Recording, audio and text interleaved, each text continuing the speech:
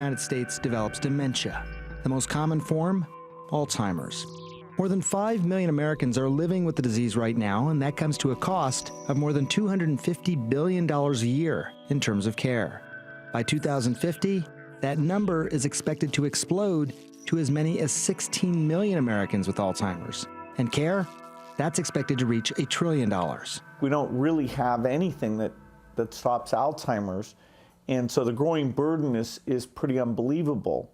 Well known for his philanthropy in the world of infectious disease, Bill Gates, for the first time, is investing $50 million of his own dollars into a non-communicable disease.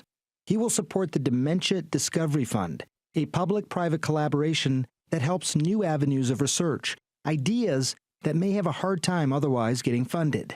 Should the word cure be used with Alzheimer's? It's probably setting a high bar. At first, we probably should say treatment. And any type of treatment would be a huge advance, from where we are today. So yes, I believe there's a solution. Deep inside the brain, billions of cells work to create memories by sending messages through a neural highway.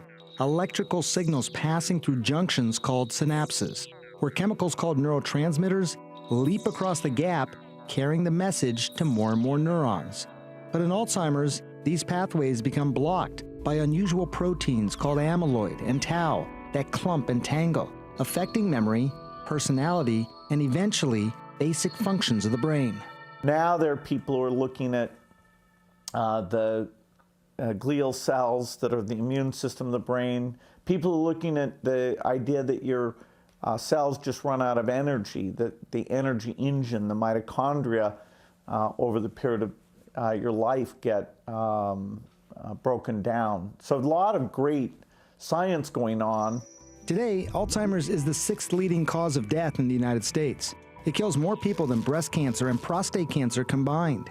Since 2000, while the number of people who have died from heart disease has dropped by 14%, the number of people who've died from Alzheimer's has increased by 89%. Was there a personal connection with Alzheimer's for you? Yes, my family, including several of the men in my family, have had this disease, and so I'm seeing how tough it is. That's not my sole motivation, but it certainly drew me in. Do you worry about this for yourself, Alzheimer's disease? Anything that where my mind would deteriorate, I have to say I would be disappointed that, thinking about complex problems, and I hope I can live a long time without those limitations.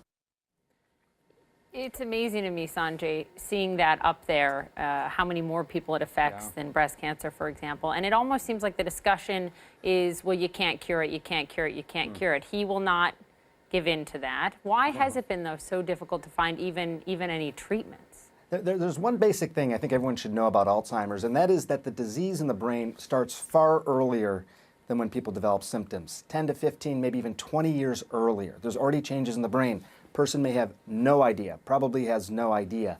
Problem is, by the time we can detect that the person has symptoms, it's already gotten so far along. We only diagnose this conclusively after someone has died.